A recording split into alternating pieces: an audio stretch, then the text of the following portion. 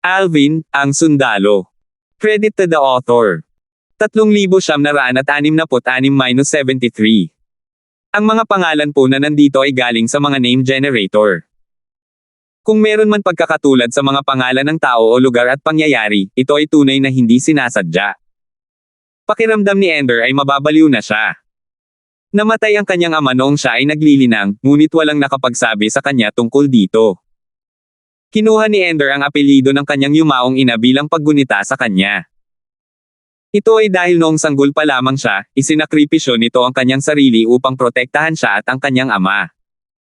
Mag-isa rin siyang pinalaki at minahal ng kanyang ama na gumanap ng malaking papel sa kanya upang maging siya ngayon.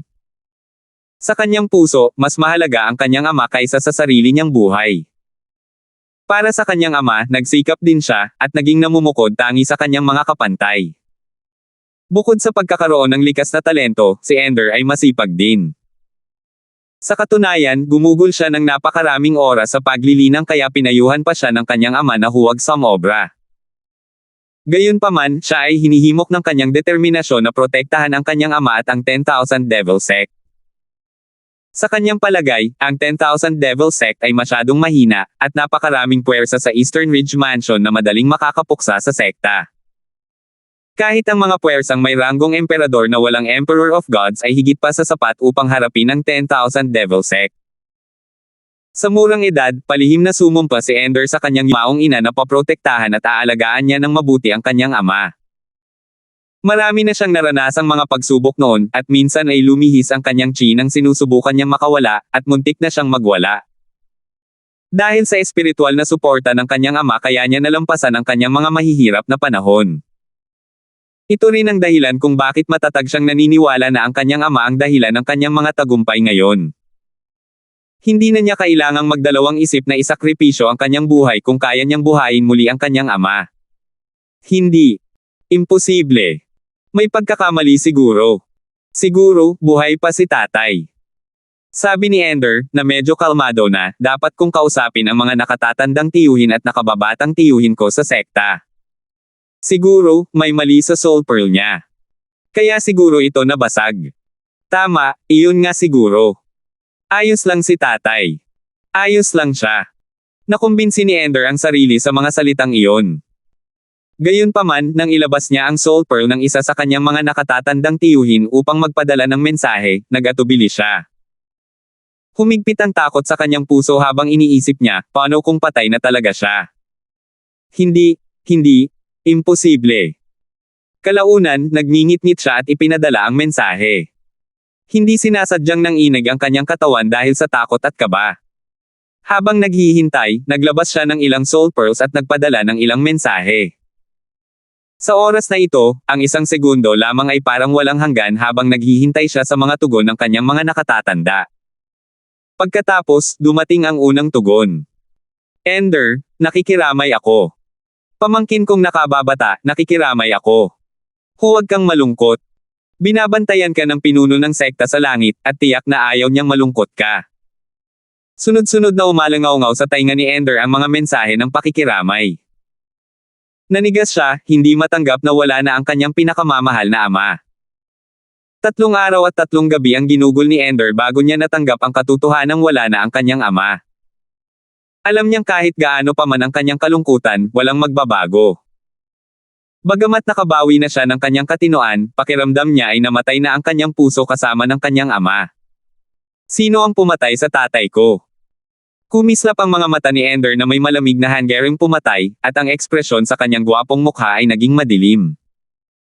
Maya-maya, nagpadala siya ng mensahe sa kanyang Panginoon, si Hadjian. Guru, pumanaw na ang aking ama. Gusto kong bumalik sa 10,000 Devil Sect para malaman kung sino ang may kagagawan nito. Narinig ang gulat sa boses ni Hadjian nang sabihin niya, anong nangyari? Bakit biglang namatay ang iyong ama? Sasamahan kita sa 10,000 Devil Sect. Gusto kong malaman kung sino ang nangahas na pumatay sa ama ng aking direktang disipulo. May bahid ng galit na maririnig sa boses ni Hadjian malapit nang matapos ang kanyang mga salita. Guru. Naantig si Ender nang marinig ang mga salita ng kanyang amo. Hintayin mo ako. Di nagtagal matapos may padala ang mensahe ni Hadjian, nakarating siya sa cultivation ground ni Ender.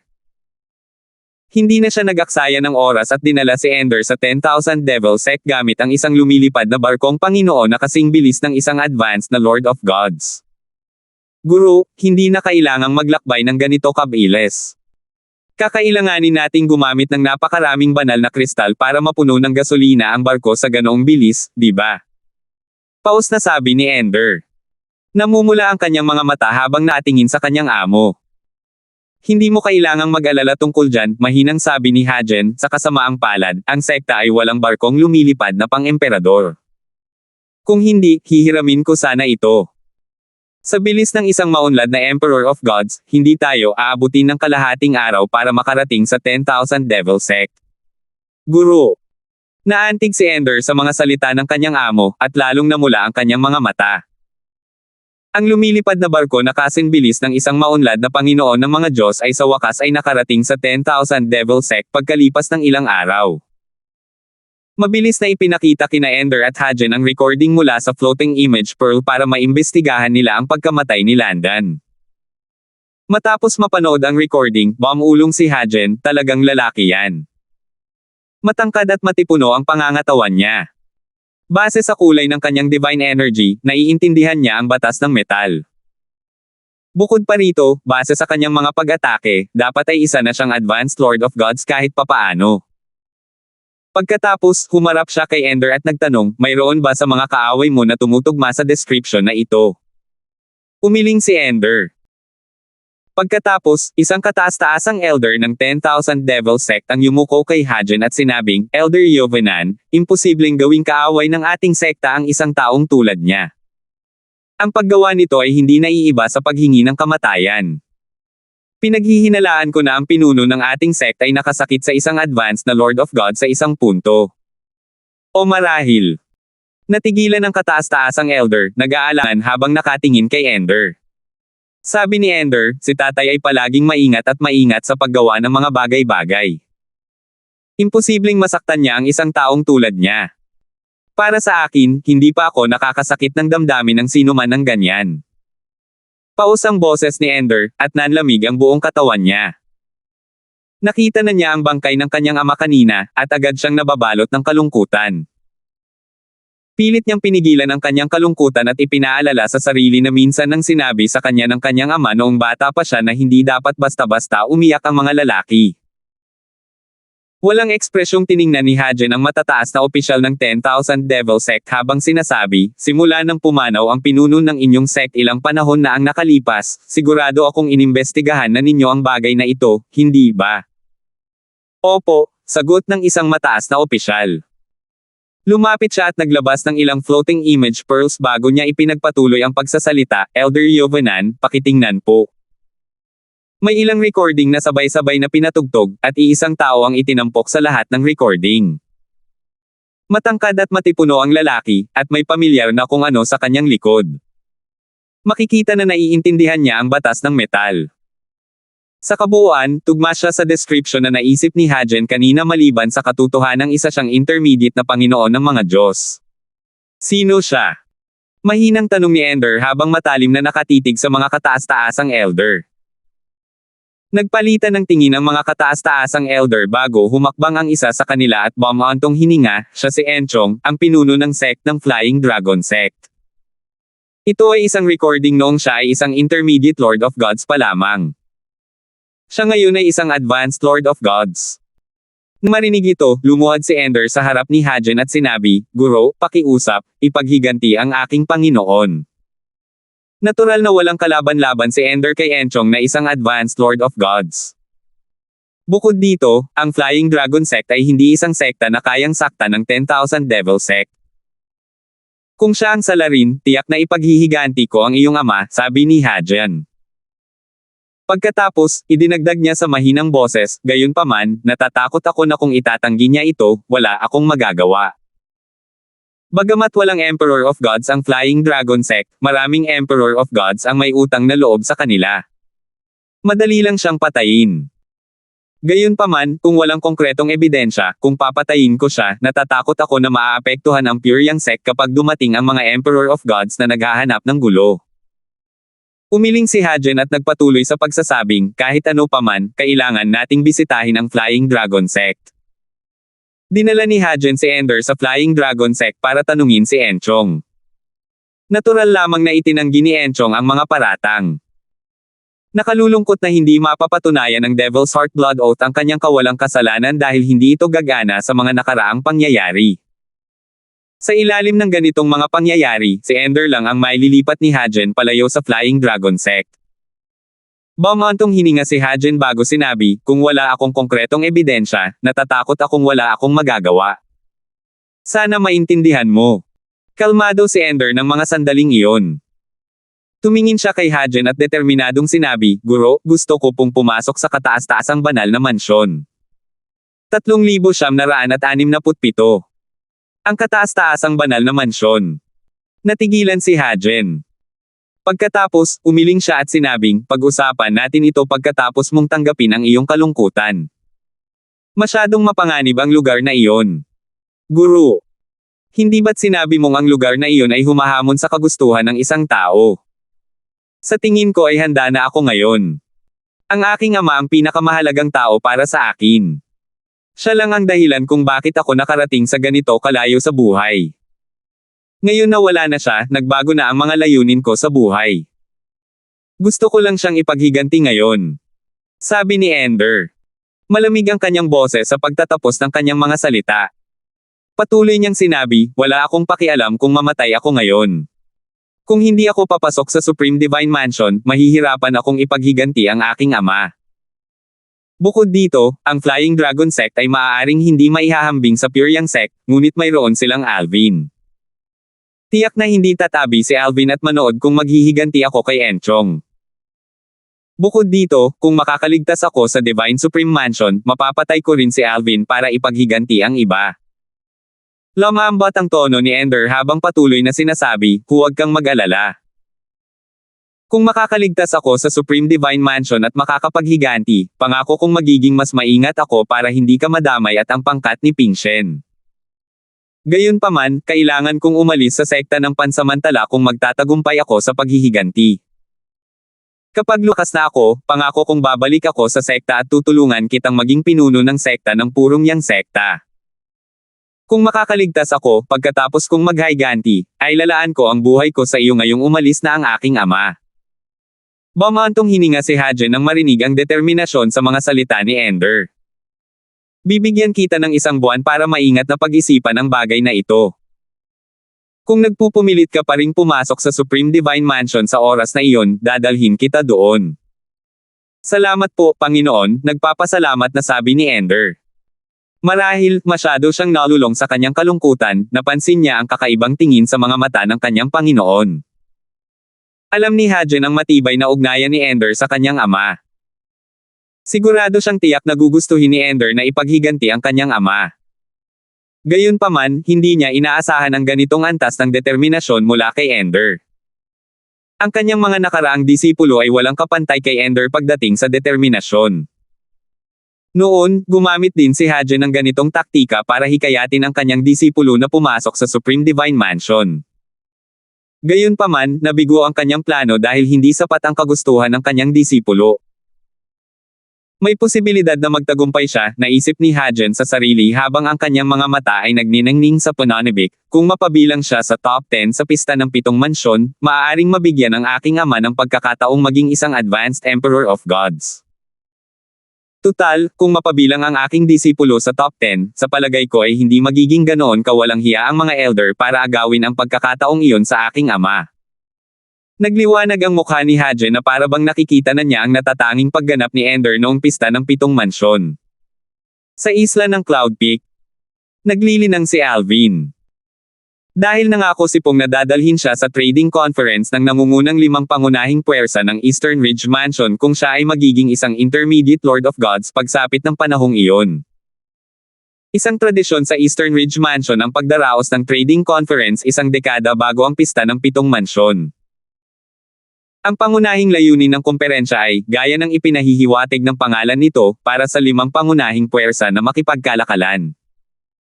Gayunpaman, magkakaroon ng mga sesyon ng sparring sa mga nakababatang henerasyon, at kung minsan, ang mga matatanda ay naglalagay ng taya sa mga sesyon. Magkakaroon din ng isang subasta na may maraming bihirang kayamanan. Sa kabuuan, maituturing itong isang pambihirang kaganapan sa Eastern Ridge Mansion. Bagamat tanging ang mga mula sa 5 pangunahing puwersa sa Eastern Ridge Mansion lamang ang pinapayagang dumalo, mabilis na kumalat ang balita tungkol dito sa iba pang mga puwersa. Swoosh! Nakaupo si Alvin sa kama nang nakakross ang mga paa nang umihip ang isang malakas na hangin sa silid na nagpabukas sa lahat ng mga bintana. Iminulat niya ang kanyang mga mata at agad na bumangon sa kama. Ang kanyang banal na enerhiya ay makikitang walang tigil na dumadaloy sa ibabaw ng kanyang katawan. Matapos siyang huminga ng malalim, sa wakas ay kumalma na ang kanyang banal na enerhiya. Isang maliwanag na ngiti ang sumilay sa kanyang mukha habang iniisip niya ang sarili, nalagpasan ko na. Isa na kong intermediate Lord of Gods ngayon. Wala pang 100 taon mula nang makarating ako sa Profound Energy Land. Noong dumating ako, hindi ko pa nararating ang pagiging Diyos, at ngayon, isa na akong intermediate Lord of Gods. Dapat itong ituring na maganda, hindi ba? Bagamat nasiyahan si Alvin sa kanyang pagganap, hindi siya naging kampante. Sa sumunod na sandali, biglang naging seryoso ang kanyang ekspresyon. Sa loob ng wala pang 300 taon, 1,000 taon na sana ang lumipas, at muling magbubukas ang mga espasyong daanan sa pagitan ng mga kaharian ng mga Diyos at ng mga kaharian ng mga Devata. Nasa larangan ng digmaan ba ngayon si Kelly? O nakabalik na ba siya sa lupang handog ng mga banal? Kung hindi, iniisip ko kung babalik pa ba siya sa lupang handog ng mga banal sa oras na iyon. Napakapanganib ng larangan ng digmaan. Kung naroon siya, sana ay ligtas siya. Kapag naging emperador na ako ng mga Diyos, kailangan kong makahanap ng paraan para makapasok sa larangan ng Divine Offering Land sa larangan ng digmaan. Iniisip ko kung sapat na ba ang lakas ng isang simpleng emperador ng mga Diyos para makapaglakbay sa pagitan ng mga larangan ng digmaan sa larangan ng digmaan. Ayon kay Elder Ye, na isang intermediate na emperador ng mga Diyos, maaari siyang maglakbay sa iba't ibang kaharian ng mga Diyos sa pamamagitan ng mga kaukulang larangan ng digmaan sa larangan ng digmaan ng mga banal.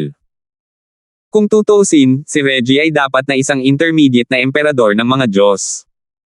Bukod pa rito, hindi magagawa ng isang simpleng Emperor of Gods ang ginawa niya sa Flying Dragon Sect. Bagamat malabo ang pagkaunawa ni Alvin sa lakas ng mga Emperor of Gods, medyo nahulaan niya ang kanilang cultivation-based batay sa kanyang kaalaman at mga obserbasyon. Batay sa kanyang mga obserbasyon kay Dylon Ye, na alam niyang tiyak na isang intermediate Emperor of God, nahulaan niya na si Reggie ay kahit papaano ay isang intermediate Emperor of Gods. May posibilidad na isa rin itong advanced Emperor of Gods. Nang maisip niya si Reggie, naalala niya ang mga natutunan niya kay Renjin. Kung totoo ang mga sinabi ni Renjin, si Reggie nga ang biyenan niya. Napakabait niya na ibinigay ang mga mapagkukunang iyon noong pumunta siya sa Flying Dragon Sect, na pabuntong hininga si Alvin nang maalala ang biglaang paglitaw ng spatial ring at ang voice transmission na natanggap niya. Dati nang hiniling ni Reggie kay Renjin na itago ang katotohanan kay Alvin dahil gusto nitong subukan ang lakas nito, ngunit ayaw niyang makaramdam ito ng pressure. Gayunpaman, hindi niya alam na si Alvin ay nagmula sa makamundong kaharian. Para makarating sa kaharian ng mga Diyos, paano niya nagagawang ma-pressure ng ganoon kadali? Kelly, hintayin mo ako. Bulong ni Alvin sa sarili habang ang kanyang mga mata ay nagniningning sa determinasyon. Pagkatapos, isang mahinang ngiti ang sumilay sa kanyang mukha habang sinasabi niya, nagawa kong malampasan ang 2 taon ng mas maaga kaysa sa inaasahan ko. Maganda ito. Nangangahulugan ito na mayroon akong karagdagang 2 taon para patatagin ang aking cultivation base gamit ang ilang divine pills. Pabago-bago ang banal na kamalayan ni Alvin kanina dahil kakalusot pa lang niya at hindi pa niya napapatatag ang kanyang cultivation base. Bago niya sinimulang patatagin ang kanyang cultivation base, nagpadala muna siya ng mensahe kay Pong. Elder Zin, nalampasan ko na at naging isang intermediate Lord of Gods. Papasok na ako sa closed-door cultivation ngayon para patatagin ang aking cultivation base. Pakipaalala po sa akin kung kailan tayo aalis para sa trading conference. Kasunod nito, binuhay ni Alvin ang kanyang formation at nagsimulang mag-cultivate. Nakalusot na ba siya? Bulong ni Pong sa sarili nang matanggap niya ang mensahe ni Alvin. Kasalukuyan siyang nakikipag-usap sa kanyang ama nang matanggap niya ang mensahe. Anong pinagsasabi mo?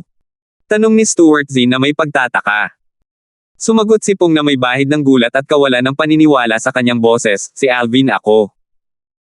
Nakatanggap lang ako ng mensahe mula kay Alvin na nagsasabing nalampasan na niya ang. Ano?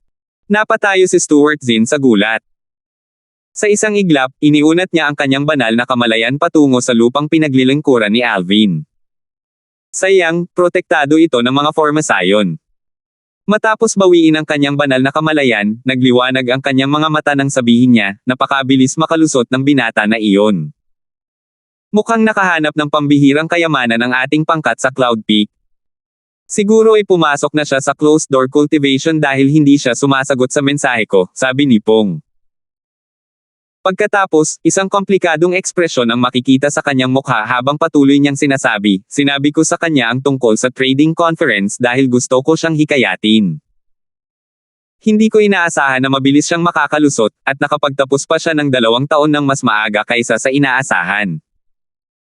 Ngumiti si Stuart Zin at sinabing, base sa lakas na ipinakita niya dati, malaki ang tsansa niyang mapabilang sa top 10 sa pista ng 7 mansyon ngayong isa na siyang intermediate Lord of Gods. Maliban na lang kung ang ibang puwersa ay may mga kahangahangang kakayahan. Mga kahangahangang kalaban. Sana hindi tayo ganoon kaswert, seryosong sabi ni Pong. Pagkatapos, parang may naalala lang siya, sinabi niya, tama. Ama, sinabi mo bang ang tunay na katawan ni Junior Uncle Ye ay bumalik na sa sekta at pumasok sa closed door cultivation, tama ba? Tumango si Stuart Zin at ngumiti. Tama. Marahil, masasaksihan ng Pyryang sect ang pagsilang ng isang kilalang banal na artifact na may kumpletong kaluluwa ng artifact sa lalong madaling panahon. Ang huling pagkakataon na nangyari ito ay 100,000 taon na ang nakalilipas. 3,968. Mayroong 3 uri ng kilalang banal na artifact, isa na walang kaluluwa ng artifact, isa na may hindi kumpletong kaluluwa ng artifact, at isa na may kumpletong kaluluwa ng artifact. Ang Pyryang sect ay mayroong ilang kilalang banal na artifact na may mga hindi kumpletong kaluluwa ng artifact, at ang mga ito ay ipinamahagi sa mga Ascension Elder.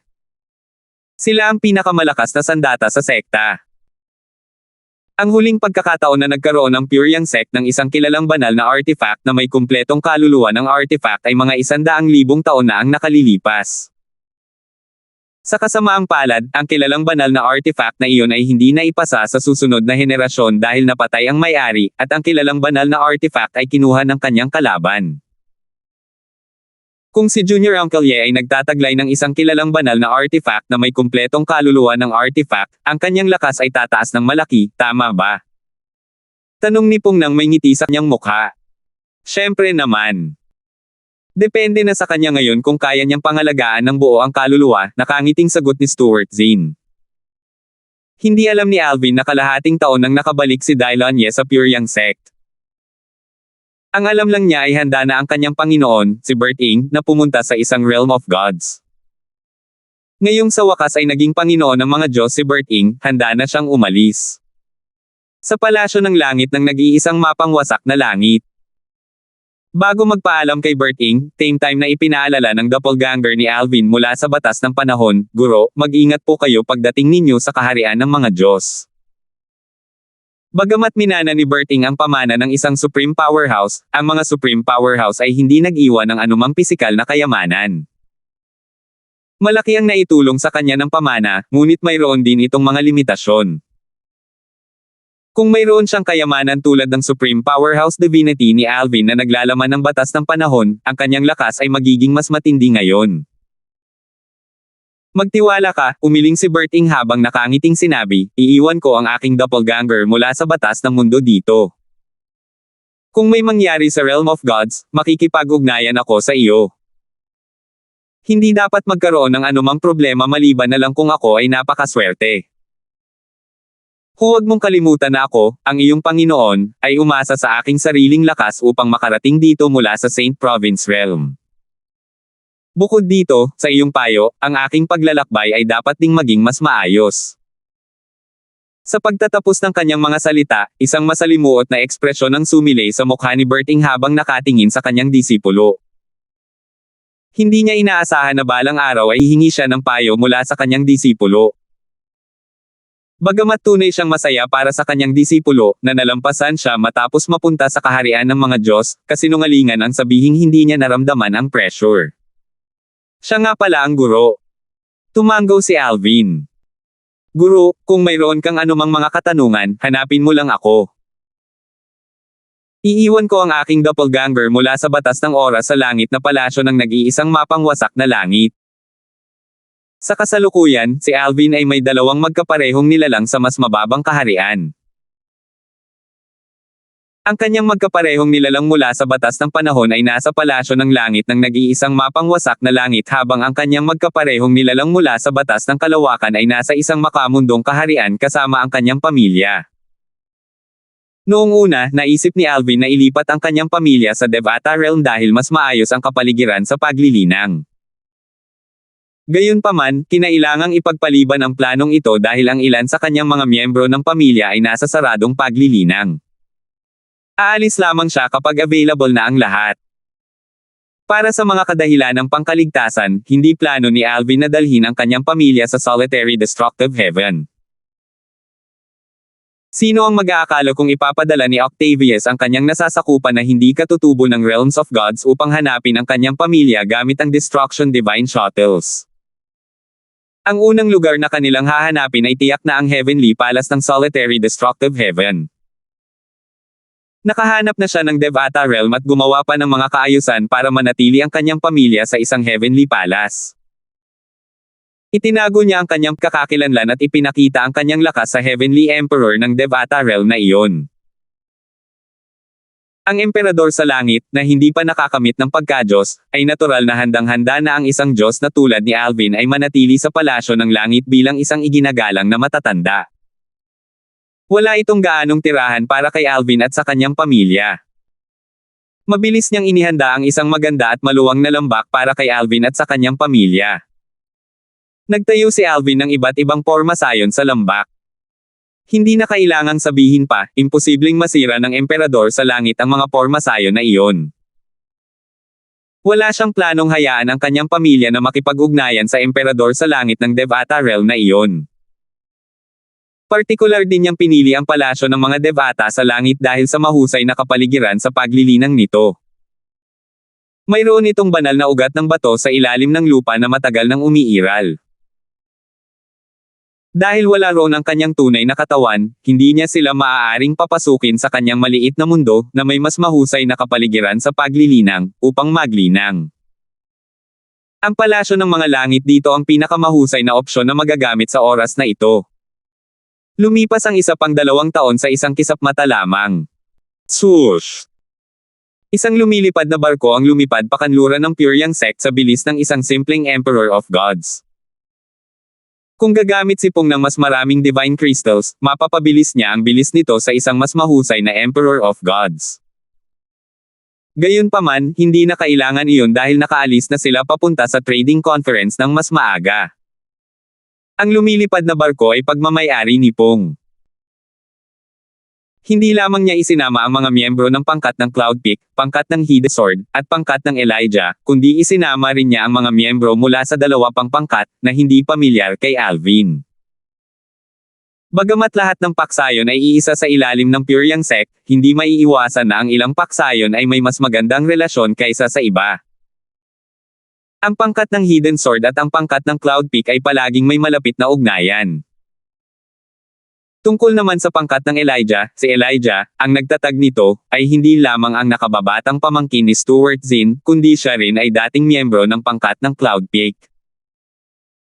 Di nagtagal matapos tanggapin ng nakatatandang kapatid ni Stuart Zinn si Elijah bilang isang disipulo, ang nakatatandang kapatid ni Stuart Zinn ay namatay sa labas ng Puriang sect. Dahil dito, lumaki si Elijah sa Cloud Peak Island. Matapos maging emperador ng mga Diyos, lumipat si Elijah at nagtatag ng sarili niyang pangkat sa suporta ni Stuart Zinn, at kinuha ang mga dating nasasakupan ng kanyang Panginoon. Dahil dito, ang 2 pangkat ay nagkaroon din ng magandang ugnayan. Maging si Pong ay nagkaroon ng magandang ugnayan kay Elijah na nakatatandang kapatid ni Pong. Kung tungkol naman sa dalawa pang paksayon, ang mga tagapagtatag nito ay mga nakababatang pamangkin din ni Stuart Zinn at pinanatili ang magandang relasyon sa paksayon ng Cloud Peak. Bago tumungo sa trading conference, ang mga miyembro ng iba pang mga paksayon ay nagtipon sa Cloud Peak Island dahil si Pong ang mangguna sa lahat. Walang sino man ang tumutol sa paglalakbay ng magkakasama. Gustong-gusto ni Pong ang isang masiglang kapaligiran.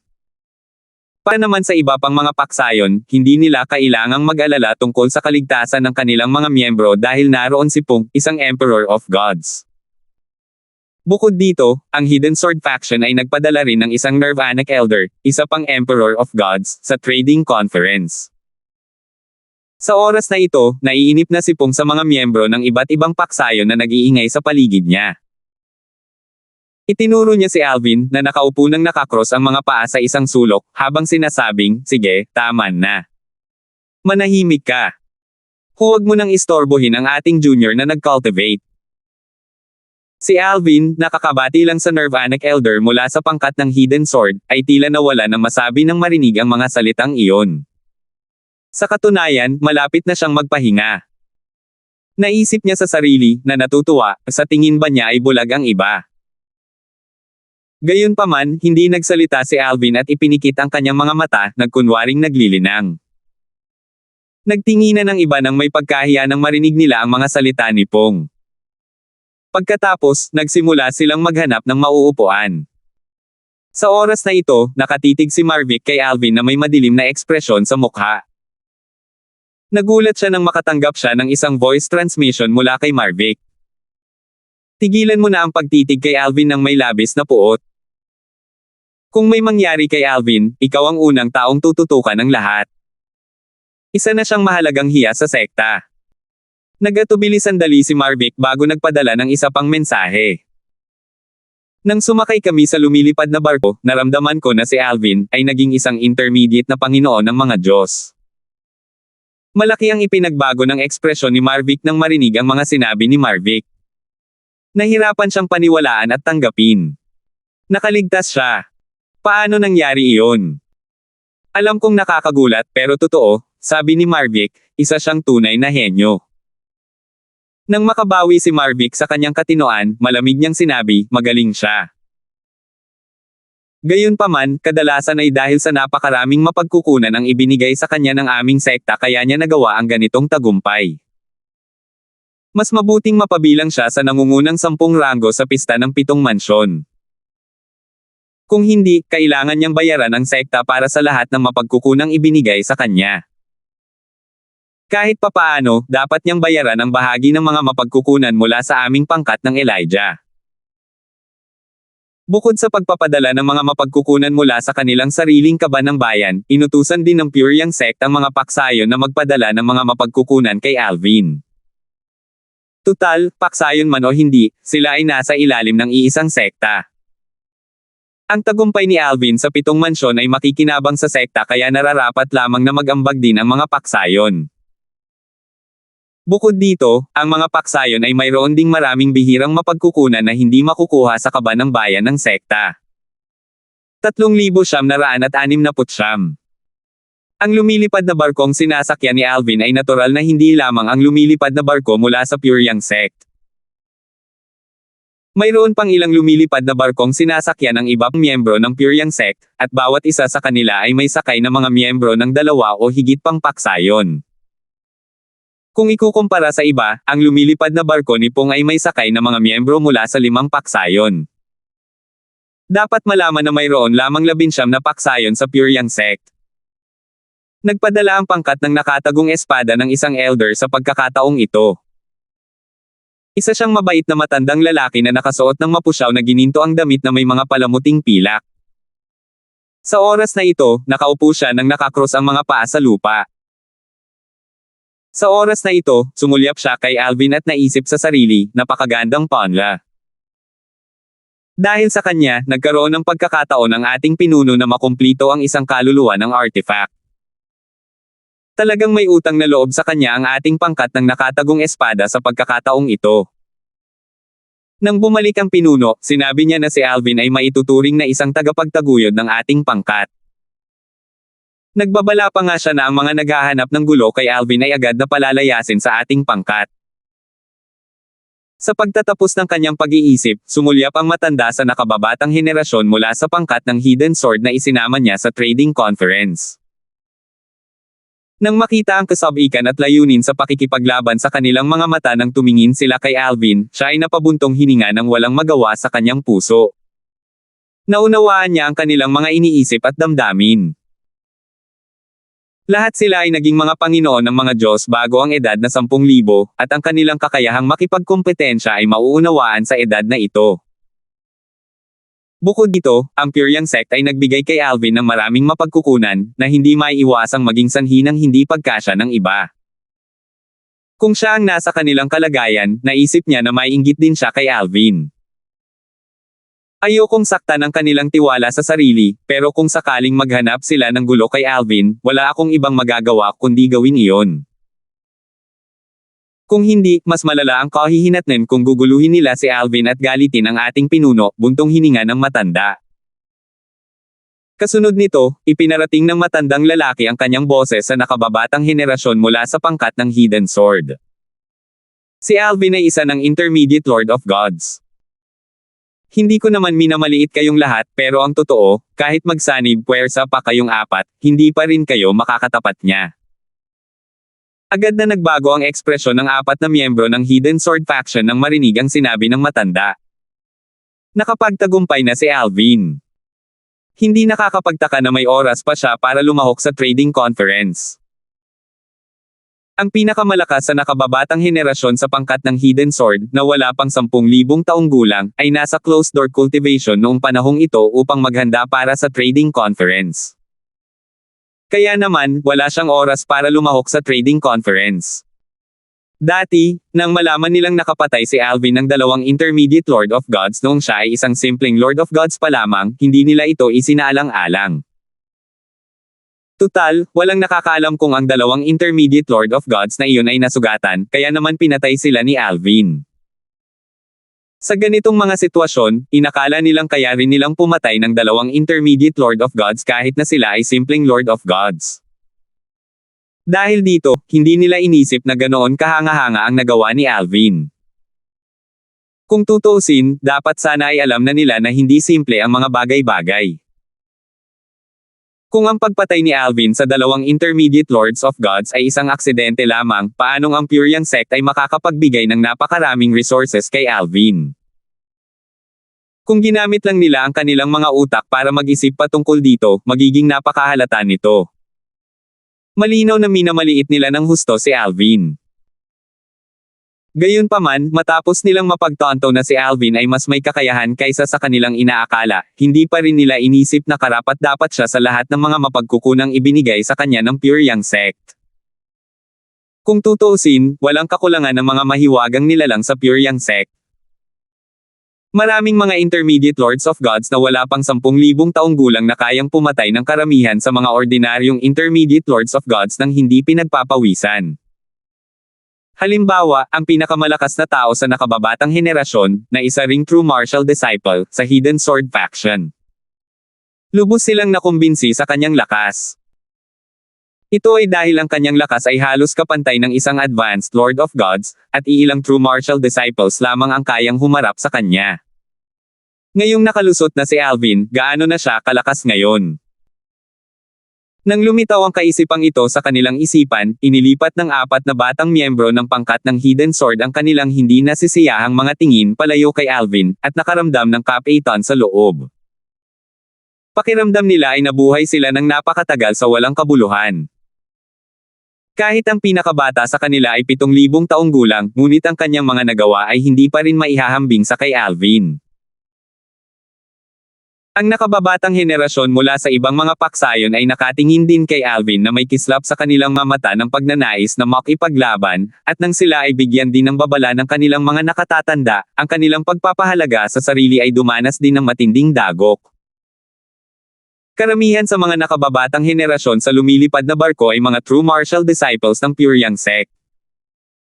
Mula sa pangkat ng Cloud Peak, bukod kay Alvin, may isa pang lalaki at babae. Ang pangkat ng Hidden Sword ay nagpadala ng 4 na tao sa nakababatang henerasyon. Nagpadala ang sektang Elijah ng 3, kabilang si Marvick. Para naman sa 2 natitirang paksayon, nagpadala sila ng tig-2 True Martial Disciples.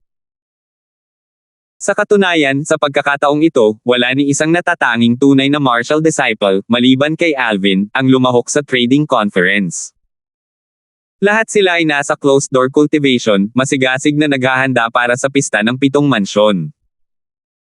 Kung walang narating na tagumpay si Alvin, imposibleng makalahok siya sa trading conference. Kung walang narating na tagumpay, kung ipinahayag niya ang kanyang kagustuhang lumahok, tiyak na makakatanggap siya ng pakikinggan mula sa mga elder ng Pure Yang sect. Dahil malaki ang naipuhunan ng sekta sa kanya, natural lamang na hindi siya papayagang sumunod kay Pong at magloko. Sa pagkakataong ito, bago umalis sa Pure Yang sect para sa trading conference, ipinaalam na ni Pong sa mga matataas na opisyal ng Pure Yang sect ang tungkol sa tagumpay ni Alvin. Medyo nasiyahan ang mga matataas na opisyal, dahil pakiramdam nila ay hindi maling pagpili ang kanilang pamumuhunan. Natural lamang, malalaman lamang nila kung magbubunga ang kanilang pamumuhunan sa pista ng 7 mansyon. Noong una, hindi balak ni Alvin na mag-cultivate, kahit na matapos itong sabihin ni Pong sa iba. Nagpapahinga lang siya at nagkukunwaring nag-cultivate, ngunit sa isang punto, natuklasan niya ang bahagyang kawalang tatag sa kanyang cultivation base. Kaya naman, sinimulan niyang cultivate at lalong patatagin ang kanyang cultivation base. Sa nakalipas na 2 taon, nakainom si Alvin ng maraming divine pills at gumugol ng maraming pagsisikap upang patatagin ang kanyang cultivation base. Kaya naman, nang matuklasan niya ang bahagyang kawalang tatag, hindi niya maiwasang maramdaman na napakabagal ng kanyang pag-unlad. Ito ay ibang-iba sa panahon noong siya ay naging isang simpleng Lord of Gods pa lamang. Masyadong mabagal ito. Base sa kasalukuyang sitwasyon, natatakot akong kailangan ko pang gumugol ng 6 na buwan para lubos na mapatatag ang aking cultivation base, mamantong hininga si Alvin sa loob-loob niya. Mabuti na lang at hindi alam ng ibang tao ang iniisip ni Alvin. Kung hindi, malamang ay nabugbog siya na magiging dahilan para mainas ang iba. Para sa karamihan ng mga taong naging intermediate Lord of Gods, kahit na uminom sila ng maraming divine pills, aabutin ng kahit ilang dekada hanggang 100 taon para tuluyang mapatatag ang kanilang cultivation bases. Kung alam lang nila na kayang patatagin ni Alvin ang kanyang cultivation base sa loob ng wala pang 1 dekada, malamang ay labis silang mainas. Habang lumilipis ang oras, katahimikan ang bumalot sa lumilipad na barko habang ang lahat ay nakaupo na. Bukod sa mga naglilinang at nagpapahinga, ang iba ay nag-uusap gamit ang voice transmission. 10 araw ang lumipas. Sa wakas ay nakarating na sa destinasyon ang lumilipad na barko ni Pong. Nakarating na tayo. Agad na nagising si Alvin mula sa kanyang cultivation. Nakarating na ba tayo? Ang lugar para sa trading conference sa pagkakataong ito ay sa 7 Kills Valley, isa sa 5 pinakamalakas na puwersang may ranggong emperador sa Eastern Ridge Mansion. Ang lugar para sa trading conference, na ginaganap kada 10,000 taon, ay nagbabago sa bawat pagkakataon. Ang lugar para sa nakaraang trading conference 10,000 taon na ang nakalilipas ay ginanap sa Pure Yang sect. Katulad ng Pure Yang sect, ang ari-arian ng 7 Kills Valley ay nakatago at protektado rin ng mga formation. Hindi tulad ng ari-arian ng Pure Yang sect na nakabitin sa hangin, ang ari-arian ng 7 Kills Valley ay matatagpuan sa ilalim ng lupa.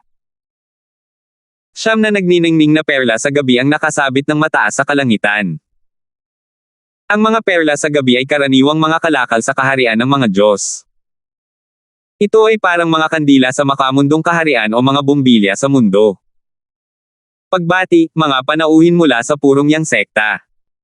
Elder Zin, Elder Ye, nagkita tayong muli. 3 tao mula sa 7 Kills Valley ang lumabas upang salubungin si Alvin at ang iba pa. Ang pinuno ng 3 ay isang matandang lalaki. Isa rin siyang emperador ng mga Diyos, at ang pangalawang emperador ng mga Diyos mula sa 7 Kills Valley na nakilala ni Alvin. Dati, nakilala ni Alvin ang unang Emperor of Gods mula sa Seven Kills Valley noong siya ay nasa Flying Dragon Sect pa. Nakilala niya ang Emperor of Gods sa Peace City ng Imperial Battle Realm. Noong panahong iyon, ang Emperor of Gods ay nakikipagtalo sa isang Emperor of Gods mula sa Marionette Villa. Sa huli, pumayag ang dalawa na makipaglaban sa Seven Kills Valley. Nagkataon, ilang sandali matapos maalala ni Alvin ang bagay na ito, sinabi ni Pong nang may bahagyang ngiti, Elder Jovan, naalala ko na ang Silver Marionette Elder na si Luke Dane ng Marionette Villa at ang Elder na si Dude ng inyong sekta ay nagkasundo na maglaban sa lupain ng inyong sekta noong sila ay nasa Flying Dragon Sect at Imperial Battle Realm ng Taiyi Sect. Iniisip ko kung paano nangyari ang labanang iyon. Nagliwanag ang mga mata ni Alvin nang marinig niya si Pong na binabanggit ang bagay na iyon. Lumingon siya upang tingnan ang matandang lalaki mula sa Seven Kills Valley na may kuryusong naghihintay sa kanyang tugon. Dahil sa kanyang katayuan, natural na hindi nararapat para sa kanya na banggitin ang bagay na iyon, ngunit iba ito para kay Pong. Nang marinig ang mga salita ni Pong, nagpakita ng mapait na ngiti ang matandang lalaki at sinabing, sa huli, nagkulang si Elder Dodd. Bagamat maganda ang kanyang pag-unlad sa mga nakalipas na taon, hindi naman ganoon kaluwag si Elder Luke Dane. Pagkatapos ng isang paghinto, idinagdag niya, gayunpaman, kumpara sa nakaraang panahon, mas matagal nang nakayanin ni Elder Hong si Elder Deng sa pagkakataong ito. Sa pangkalahatan, mas umunlad si Elder Hong kaysa kay Elder Deng. Sa paglipas ng panahon, malalampasan ni Elder Hong si Elder Deng. Sa kabila ng pagkatalo ni Dodd, hindi nakalimutan ng matanda na purihin si Dodd. Tutal, kahit na mas mataas ang lakas at ranggo ng matanda kaysa kay Dodd, si Dodd, katulad ni Pong, ay may pambihirang pinagmulan sa Seven Kills Valley. Walang maaasahan ang matanda. Sa halip, mayroon siyang grupo ng mga disipulo sa ilalim niya na umaasa sa kanya. 3,970. Ngumiti lamang si Pong bilang tugon sa mga salita ng Elder Jovan ng Seven Kills Valley at hindi na nagkomento tungkol sa mga ito. Alam niya na si Dude ay nagtataglay ng isang kilalang banal na artifact na may hindi kumpletong kaluluwa ng artifact habang si Luke Dane ay walang ganoong sandata. Kaya naman, hindi niya inisip na mas mahusay ang pag-unlad ni Dude kaysa kay Luke Dane. Ang Nirvanic Elder mula sa pangkat ng Hidden Sword ay tumingin kay Pong nang may walang magawang ekspresyon bago ngumiti, syempre naman. Tutal, mas bata si Elder Dodd kaysa kay Luke Dane. Hindi magtatagal at maaabutan at malalagpasan niya si Luke Dane. Pamilyar na pamilyar ang Nirvanic Elder ng Hidden Sword faction kay Pong na kanyang nakababatang kapatid. Nang makita ang medyo nahihiyang si Elder Jovan mula sa Seven Kills Valley, humakbang siya paarap at mahusay na inalis ang nakakailang na kapaligiran. Agad na sumili ang ngiti sa mukha ni Elder Jovan. Pagkatapos, parang may naalala lang siya, tumingin siya kay Pong at nagtanong ng may pagtataka, Elder Zin, nandito rin ba ang prodigy mula sa Flying Dragon Sect, si Alvin? Si Pong, na nababagot na sa mga kaaya-ayang salita, ay tila muling sumigla nang marinig ang mga salitang iyon. Nagningning ang kanyang mga mata sa pananibik habang sinasabi niya, nandito na siya. Elder Jovan, posible bang interesado kang magayos ng isang sparring session para kay Alvin at sa pinakanatatanging prodigy ng Seven Kills Valley? Tumingin si Elder Jovan ng Seven Kills Valley kay Pong at sinabing, hindi ko maintindihan kung bakit hindi. Dahil personal mo siyang sinamahan pabalik mula sa Flying Dragon Sect, tiyak na kakaiba siya. Sino kaya si Alvin? Sa pagtatapos ng kanyang mga salita, itinoon ni Elder Jovan ang kanyang tingin sa grupo mula sa Pure Yang Sect. Mas matagal niyang tinitigan sina Alvin at Marvick dahil ang aura ng dalawa ay malinaw na mas malakas kaysa sa kanilang mga kapantay. Ngumiti si Pong at sinabing, Alvin, halika at batiin mo si Elder Jovan. Humakbang paarap si Alvin at nakangiting sinabi, pagbati, Elder Jovan. Sinuri sandali ni Elder Jovan si Alvin. Noong una, nang mabalitaan ng Seven Kills Valley ang pagpatay ni Alvin sa dalawang Intermediate Lord of Gods sa Flying Dragon Sect kahit na isa lamang itong simpleng Lord of Gods, nagtipon ng mga matataas na opisyal para sa isang pagpupulong. Sa huli, ipinadala nila ang kanilang pinakamalakas at advanced na Lord of Gods upang pamunuan ang isang pangkat sa Flying Dragon Sect upang i-recruit si Alvin. Nang panahong iyon, naramdaman nila na nagpakita sila ng sapat na sinseridad upang mapakilos si Alvin. Gayon din, ang iba pang nangungunang tatlong puwersa sa Eastern Ridge Mansion ay ganoon din ang naisip. Sa kasamaang palad, wala sa kanila ang umaasa na ipapadala ng Pyryang Sect si Pong, isang Nirvanic Elder at isang Emperor of Gods, upang i-recruit si Alvin, isang batang simpleng Lord of Gods. Paano maihahambing ang kanilang mga tauhan kay Pong? Sa huli, napilitan silang bumalik ng may kaunting pag-asa na matagumpay na may recruit si Alvin. Bukod dito, naroon din ang mga manipis na banta mula kay Pong na nagpilit sa kanila na umatras.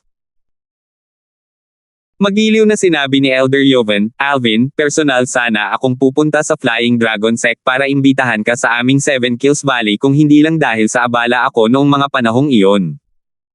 Salamat, Elder Joven. Gayunpaman, sa simula pa lang, sinabi ko na kay Elder Wilmar Chin ng Pyryang Sect na isasaalang-alang ko muna ang Pyryang Sect kapag umalis na ako sa Flying Dragon Sect, nakangiting sagot ni Alvin. Sa madaling salita, kahit na bumisita si Elder Joven sa Flying Dragon Sect, malabong sumali si Alvin sa 7 Kills Valley. Wilmar Chin. Tila nagulat si Elder Joven. Pagkatapos, tumingin siya kay Pong. Bagamat isa lamang si Wilmar Chin bilang isang Spirit Void Elder, marami siyang koneksyon. Kaya naman, narinig na niya ang tungkol kay Wilmar Chin noon. Malinaw na nagsikap si Wilmar Chin ng husto para makuha si Alvin. Sa pag-iisip nito, hindi niya maiwasang mapabuntong hininga. Naisip niya na magiging maganda kung magkakaroon ng talent scout tulad ni Wilmar Chin sa 7 Kills Valley. Pagkatapos magsalita ni Alvin, may isang taong nanunuya. Isa ito sa dalawang binata na nakatayo sa likuran ni Elder Joven. Nakasuot siya ng mahaba at maalab na pulang damit, at ang kanyang ekspresyon ay mayabang habang malamig na sinasabi, Alvin, dapat mong maramdaman na karangalan na ang aking Panginoon ay pumayag na bisitahin ang Flying Dragon Sect upang imbitahan ka sa aming 7 Kills Valley.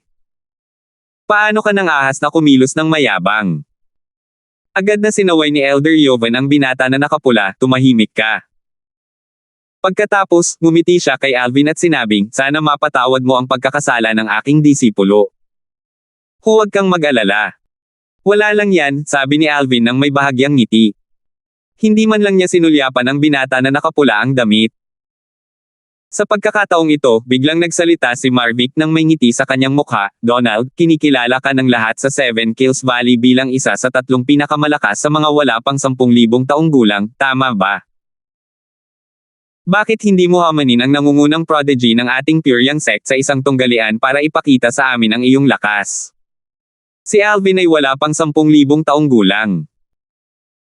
Tulad ng sinabi ni Marvick, si Donald, ang disipulo ni Elder Joven, ay isa sa 3 pinakamalakas na prodigy na wala pang 10,000 taong gulang sa 7 Kills Valley. Dati, nagkaroon ng maliit na alitan si Donald at siya, at labis siyang nagdusa dahil wala siyang laban kay Donald. Dahil dito, lagi niyang kinaiinisan si Donald. Bukod doon, kinasusuklaman din niya si Alvin. Kaya, paano niya bibitawan ang pagkakataong paglabanan ng dalawa sa kanyang mga kaaway? Bagamat alam niyang ang tunglian ay hindi magreresulta sa kamatayan o malubhang pinsala dahil ito ay pamamahalaan ng mga matatanda, magbibigay pa rin ito ng kasiyahan na panoorin ang kanyang dalawang kaaway na nagbabanggaan. Nang marinig ang mga salita ni Marvick, ang nakababatang henerasyon mula sa iba't ibang paksayon sa Pyryang Sect ay nagliwanag sa pananibik. Lahat sila ay sabik na manood ng tunggalian sa pagitan ni Alvin at Donald, lalo na't nalaman nilang si Alvin ay naging isang intermediate Lord of Gods. Hindi rin sila nang ahas na pabulaanan si Marvick nang sabihin ni Marvick na si Alvin ang nangungunang prodigy ng Pyryang Sect. Sumang-ayon man sila o hindi, imposibleng magsalita sila dahil wala silang kwalipikasyon para gawin ito. Tutal, ang kanilang lakas ay karaniwan lamang sa mga true martial disciples. Kasabay nito, si Pong, na nangunguna dahil siya ang pinuno ng grupo sa pagkakataong ito, at ang iba pang mga elder na nakatayo sa tabi niya mula sa pangkat ng Hidden Sword. Pangkat ng Elijah. At ang dalawa pang pangkat, ay tila interesado rin sa ideya. Halos hindi maitago ni Pong ang pananibik sa kanyang mga mata habang nagtatanong, Elder Jovan, ang mahuhusay na binata na ito ay ang iyong disipulo, si Donald. Nabalitaan ko na ang tungkol sa kanya kahit sa Pure Sect. Kung hindi ka tutol, bakit hindi natin sila hayaang mag-duel? Hindi ako tutol dyan, pero hihingin muna natin ang opinyon ng dalawang panig na sangkot, nakangiting sabi ni Elder Jovan, na ang pangalan ay Chokyo, habang hinahaplos ang kanyang balbas. Nagkusa si Donald na humakbang pasulong. Nag-alab ang kanyang mga mata sa intensyong makipaglaban habang sinasabi niya, Guro, gusto kong makita kung gaano kalakas nangungunang prodigy ng Pure Sect. Alam ni Donald na kung matatalo niya si Alvin, ang nangungunang mahiwagang wala pang 10,000 taong gulang sa Pure Sect, magkakaroon siya ng malawakang katanyagan. Nabalitaan niya na binigyan ng Pure Sect si Alvin ng maraming mapagkukunan upang matulungan siyang maging isang intermediate Lord of Gods. Sa totoo lang, hindi niya iniisip na karapat-dapat si Alvin sa ganitong pagtrato. Sa anumang kaso, wala na siyang ibang iniisip ngayon kundi ang talunin si Alvin at patunayan ang kanyang kakayahan sa mundo. Wala rin akong tutol, sabi ni Alvin habang nagkibit-balikat. Pagkatapos, idinagdag niya sa casual na paraan, nabalitaan kong karaniwang may mga postahan para sa mga duel at sparring session, tama ba? Hindi ako interesado sa isang duel kung walang nakataya. Tinatimad akong gawin ito kung hindi ito makikinabang sa akin. Ngumiti si Chokyo. Siyempre naman. Ano kaya ang handang gamitin ng Pure Sect bilang taya?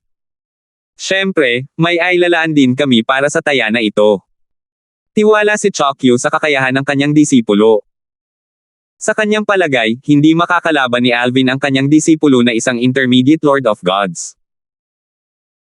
Kung ipagpapalagay na si Alvin ay naging isang intermediate Lord of Gods, hindi pa rin niya iniisip na matatalo ni Alvin ang kanyang disipulo dahil walang paraan para maging matatag ang cultivation base ni Alvin.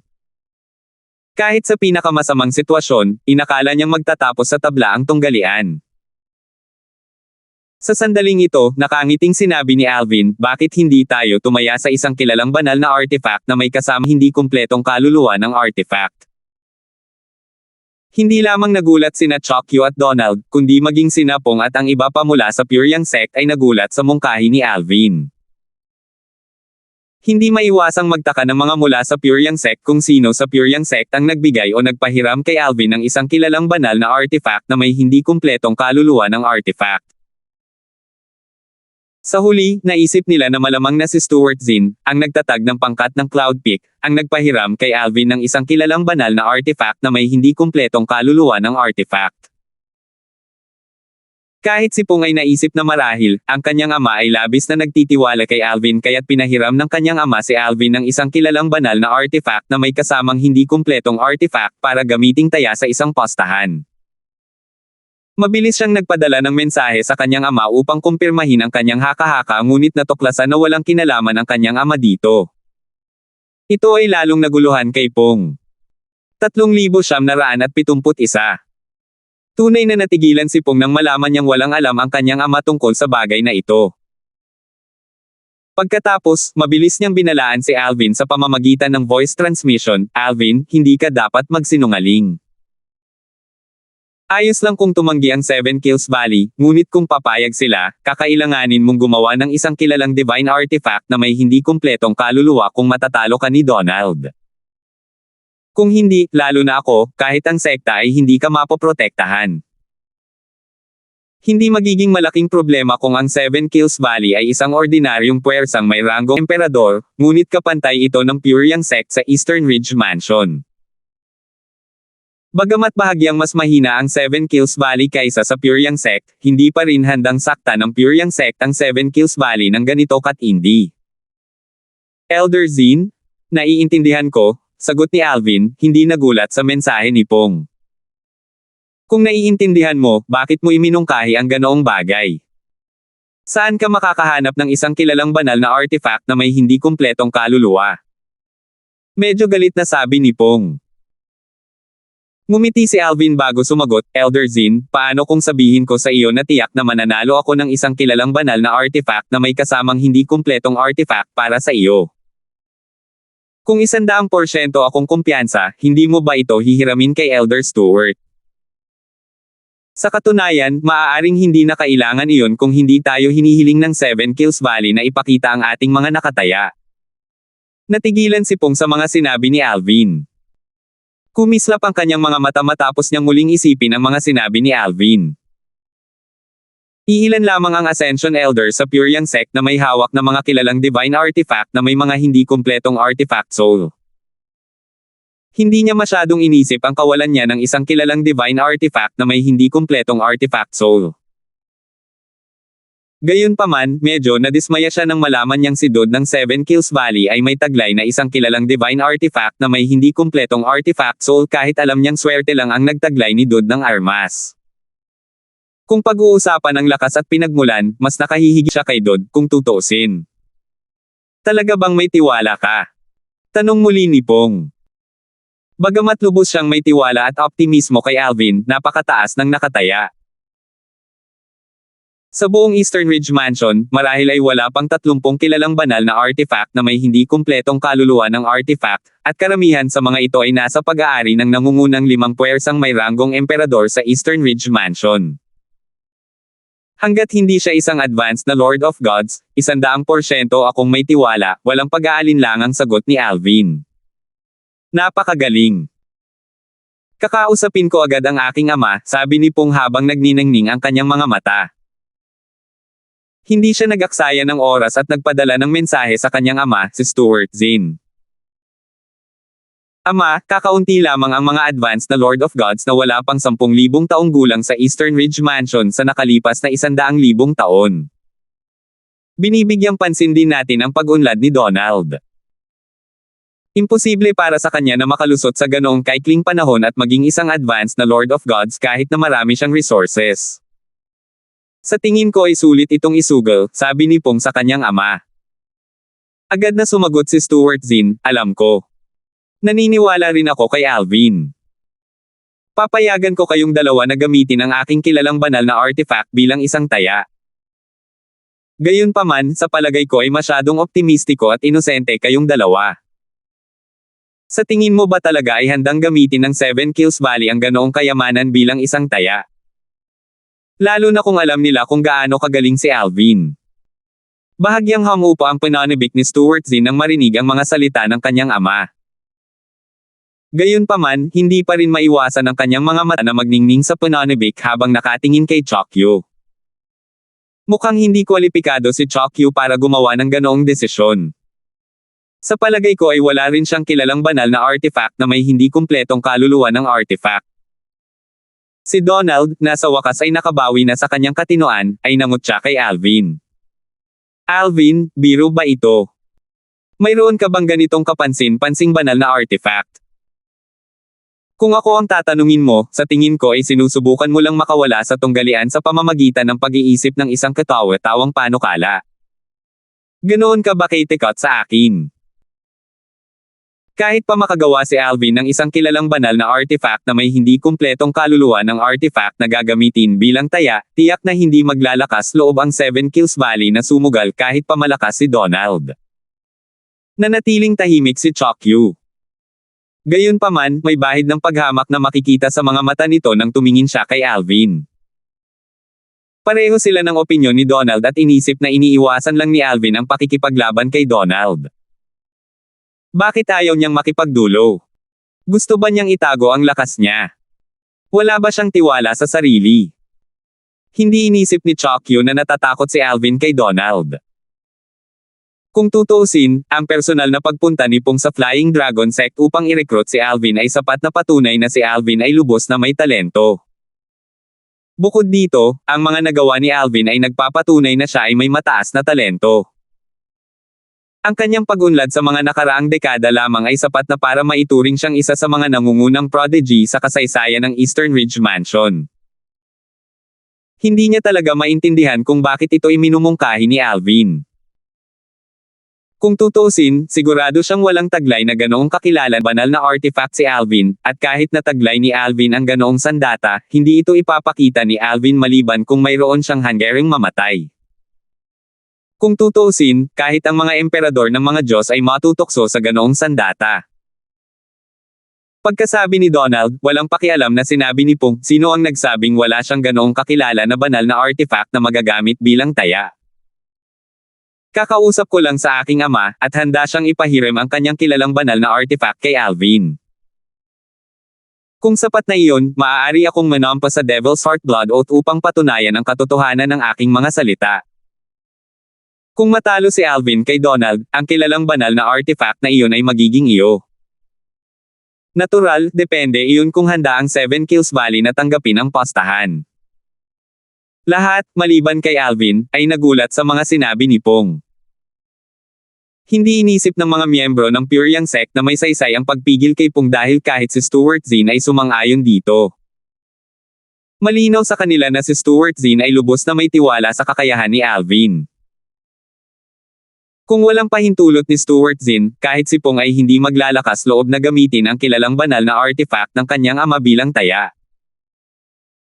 Dahil sa labis na tiwala si Stuart Zin, lahat sila ay nag-isip na ang lakas ni Alvin ay tiyak na tumaas ng malaki matapos maging isang intermediate Lord of Gods. Kasabay nito, agad na dumilim ang ekspresyon ni Donald. Hindi niya inaasahan na sasabihin ni Pong ang mga ganoong salita. Alam niyang hindi lamang may pambihirang pinagmulan si Pong, kundi pati na rin si Pong, isang lubos na mahuhusay na pasimulang emperador ng mga Diyos, ay mas malakas kaysa sa kanyang Panginoon, si Chokyu.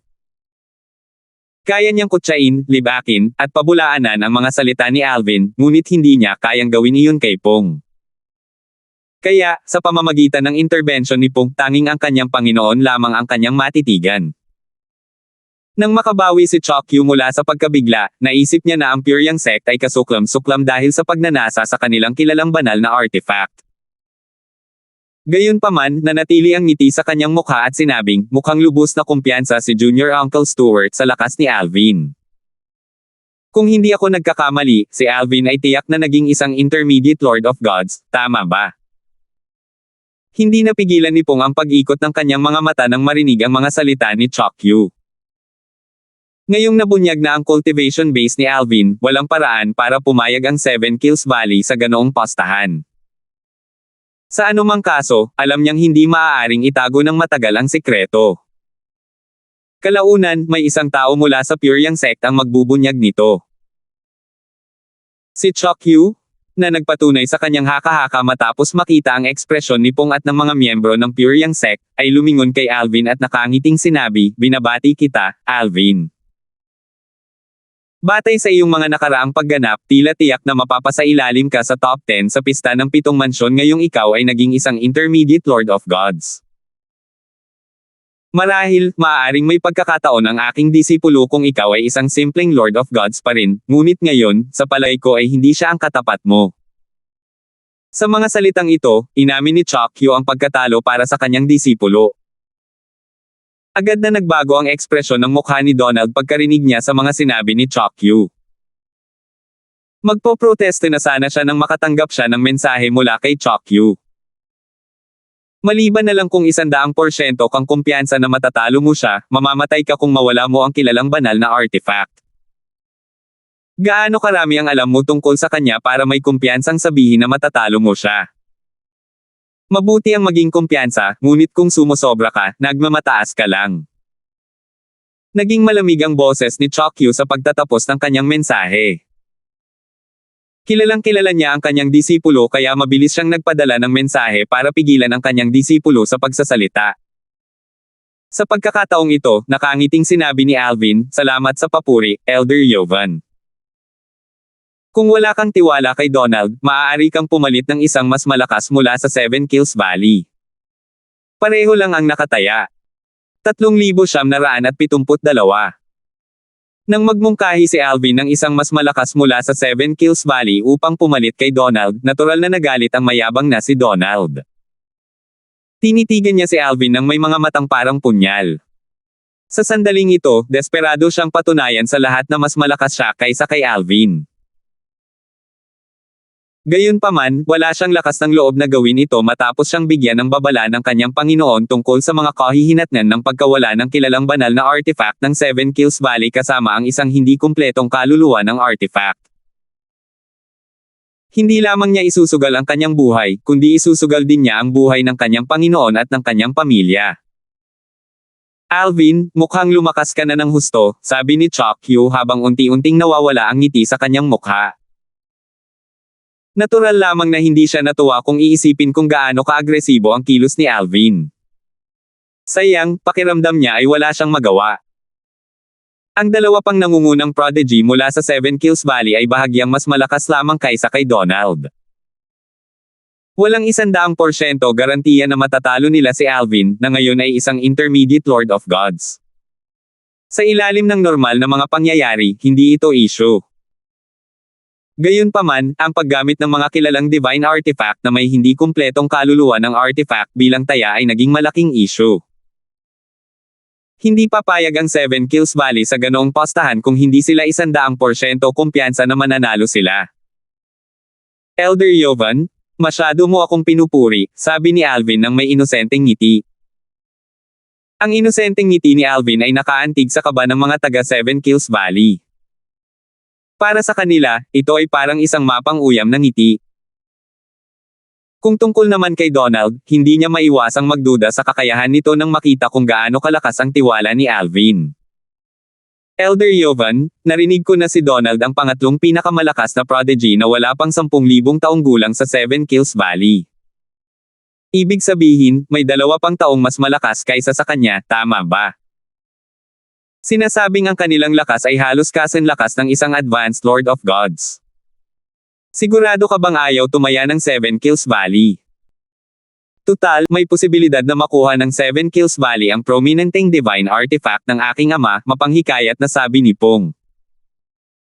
Ang kanyang mga mata ay nagniningning sa pananabik habang nakatingin kay Chokyu. Kumunat ang noo ni Chokyu nang marinig ang mga salita ni Pong. Umiling siya at sinabing, Elder Zin, huwag na nating pag-usapan ang bagay na ito. Tiyak na hindi papayag ang Seven Kills Valley sa ganoong postahan. Maliban na lang kung handa kang makipagduelo sa isa sa ating mga intermediate Emperor of Gods. Malinaw na walang paraan na papayag ang Seven Kills Valley sa ganoong postahan. Binigyang diin iyon ni Chokyu at gumawa ng paghahambing sa pamamagitan ng pagmumungkahi na si Pong, isang payak na emperador ng mga Diyos, ay nakipaglaban sa isang panggitnang emperador ng mga Diyos. Ang mga miyembro ng Pure Yang Sect, kasama na si Alvin, ay nakaramdam ng pagkibot ng kanilang mga labi nang marinig ang mga salita ni Chokyu.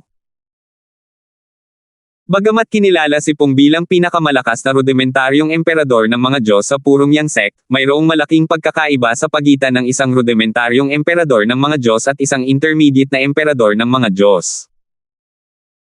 Sa kaharian ng mga emperador ng mga Diyos, kahit na mas malalim ang pangunawa ng isang tao, hindi pa rin ito sapat upang talunin ang isang taong mas mataas ang cultivation base. Taliwas sa kanyang iniisip, nanatili ang ngiti sa mukha ni Pong at sinabing, Elder Jovan, paano ako magiging kapantay ng isang intermediate Emperor of Gods? Gayunpaman, kung hindi ka tutol, bakit hindi kayo magsanib puwersa ni Dod sa isang tunggalian kasama ko? Kung mananalo ako, ang kilalang divine artifact ng Seven Kills Valley ay magiging akin. Agad na nawala ang ngiti sa mukha ni Chokyu. Kasabay nito, dumilim din ang ekspresyon ng mga disipulo ni Chokyu na nakatayo sa likuran niya. Pakiramdam nilang lahat ay iniinsulto ng mga salita ni Pong ang kanilang Panginoon. Bukod sa mga nakatatanda, ang nakababatang henerasyon mula sa Pure Yang Sect ay nagulat sa panukala ni Pong. Tiwala ba si Elder Zin na kaya niyang manalo laban sa 2 simpleng Emperor of Gods mula sa Seven Kills Valley? Teka! Si Elder Zin ay isa lamang simpleng emperador ng mga Diyos, tama ba? Sa tingin ko hindi magiging madali para sa kanya na harapin ang 2 simpleng emperador ng mga Diyos ng sabay, di ba? Gayunpaman, matapos itong pag-isipan, naisip ng mga mula sa Pure Yang Sect na si Pong ay sapat na malakas upang talunin ang 2 simpleng Emperor of Gods ng sabay. Kung hindi, paano niya magagamit ang kilalang banal na artifact ng kanyang ama para tumaya? Elder Zin, natigilan din si Alvin sa panukala ni Pong. Bagamat narinig niya na si Pong ang pinakamalakas sa Pure Yang Sect, hindi pa kasama ang mga intermediate Emperors of Gods, ngayon pa niya nakitang kumilos si Pong.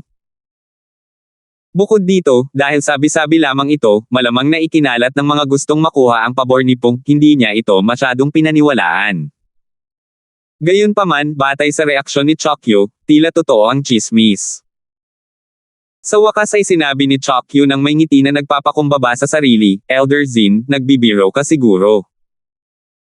Sino ba ang hindi makakaalam na hindi ka matatalo sa mga simpleng emperador ng mga Diyos sa Eastern Ridge Mansion? Nasa akin pa rin ang recording mula noong pinatay mo ang isang simpleng emperador ng mga Diyos at malubhang nasugatan ang isa pang simpleng emperador ng mga Diyos noong kaka-explore mo pa lang at naging isang simpleng emperador ng mga Diyos. Kahit na may isa pang simpleng emperador ng mga Diyos na sumama sa akin at kay Dude para labanan ka, hindi pa rin ako 100% sigurado sa ating tagumpay. Ang mga miyembro ng Pure Yang Sect, bukod sa mga elder at kay Alvin, ay lalong nagulat sa mga salitang ito.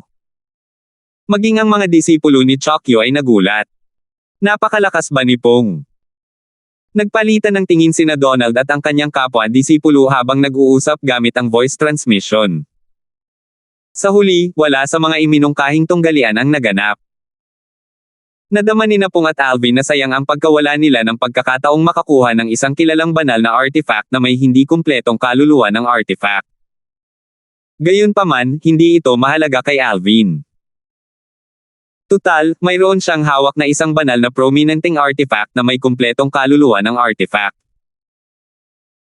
Hindi lang iyon, binigyan din siya ni Reggie ng isang prominenteng banal na artifact na may hindi kumpletong kaluluwa ng artifact noon. Kung ang prominenteng banal na artifact na may hindi kumpletong kaluluwa ng artifact ay hindi ibinigay ni Reggie, iaalok niya ito kay Pong. Gayunpaman, hindi siya sigurado kung ibinigay sa kanya ni Reggie ang nag-iisang prominenteng banal na artifact nito o hindi kaya't plano niyang ibalik ito sa kanya kapag nakita niya itong muli. Naisip niya, siguro maghahanap na lang ako ng isa pang pagkakataon para mabayaran ang kanyang kabaitan. Bago opisyal na sumali sa Purong Yang Sect, sinuportahan at inalagaan ni Pong si Alvin kaya't malaki ang utang na loob niya kay Pong. Naisip niya na ang isang kilalang banal na artifact na may hindi kumpletong kaluluwa ng artifact ay isang mahusay na paraan upang mabayaran si Pong. Sa kasamaang palad, walang sino man ang nakumbinsi at tinanggap ang tunggalian. Ang tanging magagawa niya ay maghanap ng isa pang pagkakataon upang mabayaran si Pong. Habang pinamumunuan ni Chokyu ang mga mula sa Pure Yang Sect papunta sa lupain ng Seven Kills Valley, walang nagsalita, kahit man lang sa panlabas na anyo. Sa katunayan, kausap ni Chokyu si Pong sa pamamagitan ng voice transmission ng mga sandaling ito. Elder Zin, may ideya ako kung gusto mo talaga ng isang prominenteng banal na artifact na may hindi kumpletong kaluluwa ng artifact. Bahagyang nanliit ang mga mata ni Pong nang marinig ang mga salitang iyon. Nang makita niya si Pong na nakatingin sa kanya, may alinlangang sinabi ni Chokyu, si Archie Walker, ang nangungunang prodigy mula sa angkan ng Walker, ay darating. Kung gayon, walang pakialam na sagot ni Pong, kahit na mas malakas siya kaysa sa iyong disipulo, si Donald, may limitasyon pa rin ang kanyang lakas. Sa tingin mo ba ay hanggal ang angkan ng Walker? Kahit ikaw ay hindi nang ahas na tanggapin ang postahan. Ang angkan ng Walker ay isang angkan na may ranggong emperador na umiiral ng ilang daang libong taon. Hindi ito mas masahol kaysa sa ating kani-kanilang mga sekta. Natural lang na narinig ni Pong ang tungkol kay Archie. Si Archie ang nangungunang prodigy sa angkan Walker, at isa rin siya sa pinakamalakas na intermediate Lord of God sa Eastern Ridge Mansion. Para maging tumpak, itinuturing siyang isa sa 3 pinakamalakas na prodigy na wala pang 10,000 taong gulang sa Eastern Ridge Mansion. Ang 3 nangungunang prodigy na wala pang 10,000 taong gulang sa Seven Kills Valley ay walang kapantay para sa kanya. Sa katunayan, sumikat ang kanyang katanyagan nang talunin niya ang pinakamalakas na prodigy sa Seven Kills Valley 200 taon na ang nakalilipas sa pamamagitan lamang ng 10 galaw. Ngumiti si Chokyu. Totoo yan kung noon pa man. Gayunpaman, paano kung si Archie ay naging isang advanced Lord of Gods na ngayon? Base sa pagkakaalam ko, ang layunin niya ay hindi ang makapasok sa top 10 sa pista ng 7 mansyon, kundi ang makapasok sa top 3. Nabigla si Pong nang sabihin ni Chokyu na si Archie ay maaaring naging isang advanced na Lord of Gods. Kung totoo ito, si Archie ang magiging unang advanced na Lord of Gods na wala pang 100,000 taong gulang sa Eastern Ridge Mansion sa nakalipas na 100,000 taon. Patuloy na sinabi ni Chokyu, bukod pa rito, kung si Walkernhong ay hindi isang advanced Lord of Gods, malabong makilahok siya sa trading conference. Nabalitaan ko na ang nangunguna sa grupo mula sa angkan ng Walker ay si Jules Walker, ang lolo ni Archie. Jules. Si Pung, na bumalik na sa kanyang katinoan, ay tumingin kay Chokyu nang may kahulugan ng marinig ang pangalang Jules.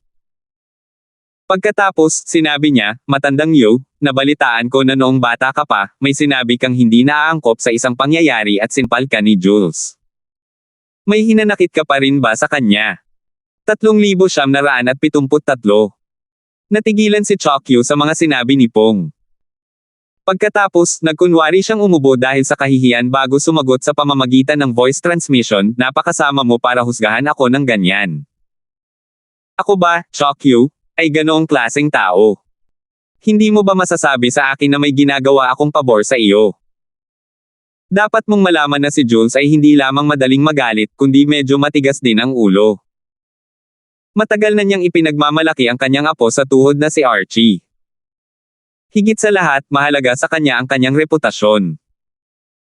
Sa tingin mo ba ay makakapanatili siyang kalmado kung sasabihin mong hindi ka pantay ni Archie si Alvin? Bukod pa rito, hindi mo na kailangang hintayin na magdala ang angkan ng Walker ng isang kilalang banal na artifact na may hindi kumpletong kaluluwa ng artifact dahil mayroon nito si Jules. Si Jules ay hindi lamang isang intermediate Emperor of Gods, kundi siya rin ang may pinakamataas na ranggo sa mga kasamahan mula sa angkan ng Walker. Bukod kay Jules, ang pinakamalakas sa kanila ay isang simpleng Emperor of Gods lamang. Sa tingin mo ba ay makakayanan ng iba? Pipigilan mo ba siya kung balak niya talagang tumaya sa'yo? Maniwala ka, hindi ito magkakamali. Pagkatapos, huminto siya sandali na parang may naalala lang siya bago niya idinagdag. Mas mabuting huwag mo na lang sabihin sa kanya na ako ang nagmungkahi nito. Huwag mong sabihin kahit kanino na sinabi ko sa iyo na si Archie ay naging isang advanced Lord of God sa loob ng 100 taon kaya ang kanyang cultivation base ay hindi pa rin tumatag. Nanliit at kumislap ang mga mata ni Pung nang marinig ang mga sinabi ni Chokyu. Patuloy na sinabi Chokyu, natural lang, gagana lang ito kung may kumpiyansa si Alvin na matatalo si Archie. Kung hindi, mawawalan ito ng saysay. Jules. Lumitaw sa isipan ni Pung ang imahe ng isang matipunong matandang lalaki na may ulong puno ng puting buhok na parang kiling ng leon. Ang matandang lalaki ay walang iba kundi si Jules, isa sa 3 Golden Sith Elder ng angkan ng Walker at isa rin sa 4 na Intermediate Emperor of God sa angkan ng Walker. Bukod sa 3 Golden Sith Elder ng angkan ng Walker, ang pinuno ng angkan ay isa ring Intermediate Emperor of Gods. Nandito ba ang matandang iyon? Kung hindi ako nagkakamali, ang kanyang kitang-kitang banal na artifact na may hindi kumpletong kaluluwa ng artifact ay isang sibat. Hindi ito ang paborito kong uri ng armas, pero kapag kumpleto na ang kaluluwa ng artifact, maaaring magbago ang anyo ng armas. Gayunpaman, masyadong maaga pa para mag-isip ako ng ganito. Dapat kong tanungin si Alvin kung may kumpiyansa siyang matatalo si Archie. Tutal, ang kitang-kitang banal na artifact ng aking ama na may hindi kumpletong kaluluwa ng artifact ang nakataya. Kung mawawala ko ito, hindi niya ako hahayaang makalusot, naisip ni Pung sa sarili, habang nagiging kalmado sa dulo ng kanyang mga iniisip. Kasabay nito, pinangunahan ni Chokyu si Alvin at ang iba papatungo sa isang lambak na puno ng maraming patio. Ang lugar na ito ay inihanda ng 7 Kills Valley para sa mga tao mula sa Puryang Sect. Napakaraming patio kaya't sapat na para sa bawat tao na makaupo sa isa. Nang papadala na sana ng mensahe si Pung kay Alvin, sinabi ni Chokyu, Elder Zin, ang angkan ng Walker ay nakatakdang manatili sa lambak na iyon doon. Itinuro ni Chokyu ang direksyon ng isang lambak na mga 1 milya ang layo mula sa kanila. Nagningning ang mga mata ni Pung habang nakatingin sa direksyon kung saan itinuro ni Chokyu.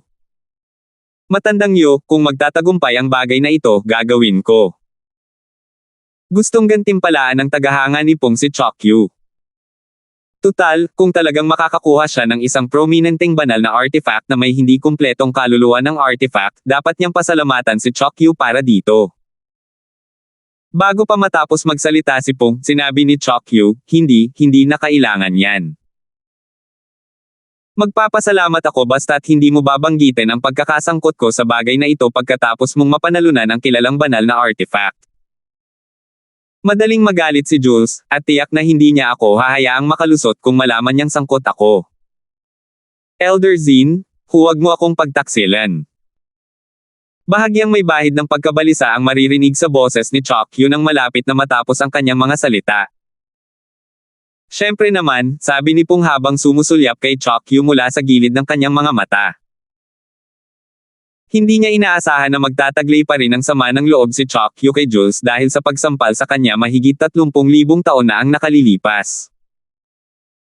Sa sumunod na sandali, nanlamig ang kanyang likod, at may bahid ng pag-iingat ang makikita sa kanyang mga mata habang nakatingin siya kay Chokyu at naisip sa sarili, mas mabuting huwag masaktan ang matandang ito.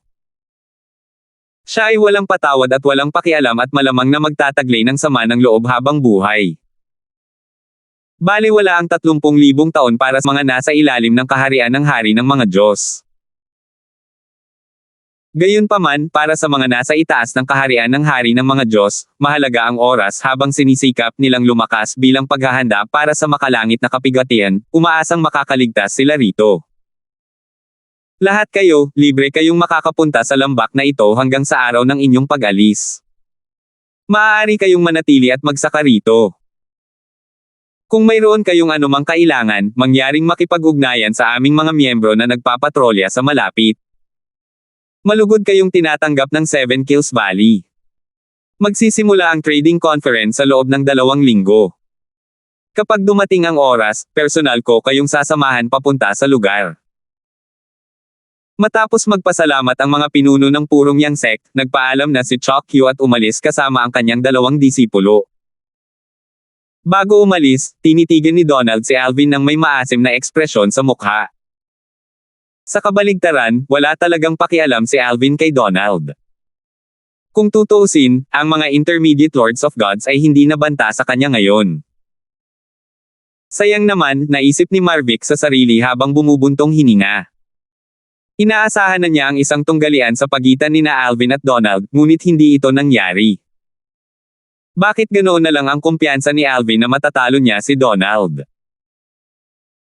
Naglakas loob pa nga siyang gamitin ang kilalang banal na artifact ng matandang ninuno kasama ang isang hindi kumpletong kaluluwa ng artifact bilang taya. Bakit ganoon na lang ang tiwala sa kanya ng matandang ninuno? Hindi ba siya nag-aalala na mawawala kay Alvin ang kanyang kilalang banal na artifact? Namumula si Marvick sa inggit habang hindi niya namamalayang nakatingin kay Alvin. Bagamat maayos ang pakikitungo sa kanya ni Stuart Zin, hindi ito maihahambing sa pakikitungo ni Stuart Zin kay Alvin na ilang dekada pa lamang sumasali sa Pure Yang sect. Pagkatapos magpaalam ni Alvin kay Pong at sa Nerve Anak Elder mula sa pangkat ng Hidden Sword, umupo siya sa isa sa mga patio sa lambak. Nang malapit na siyang magsimulang magkultiba, nakatanggap siya ng mensahe mula kay Pong. Alvin, pumunta ka rito sandali. Elder Zin. Sandali na natigilan at naguluhan si Alvin sa mensahe. Pagkatapos, nilisan niya ang kanyang patio upang hanapin si Pong na naroon lang malapit doon. Swoosh! Pagkatapos dumating si Alvin, naghagis si Pong ng ilang mga isolation at noise cancelling formation compass na pipigil din sa iba na suriin gamit ang kanilang divine consciousness. Nang makita kung gaano kaingat si Pong, naging seryoso ang ekspresyon ni Alvin nang magtanong siya, Elder Zin, anong problema? May maitutulong ba ako sa iyo? Ngumiti si Pong habang sinenyasan si Alvin na umupo sa mesang bato sa harapan ng bakuran bago niya sinabi, siguro'y tumaas ng husto ang lakas mo matapos kang maging isang intermediate Lord of Gods, di ba? Kung hindi ka sana magiging ganoon kalakas kapag hinamon ang 3 pinakamalakas na intermediate Lords of God sa 7 Kills Valley gamit ang isang kilalang divine artifact na may isang hindi kumpletong kaluluwa ng artifact na nakataya. Ngumiti ng mapang-uyam si Alvin bago niya sinabi, Elder Zin, maaari kang maging diretso sa akin. Gayunpaman, natatakot ako na imposibleng mapayag natin ang 7 Kills Valley sa pastahan.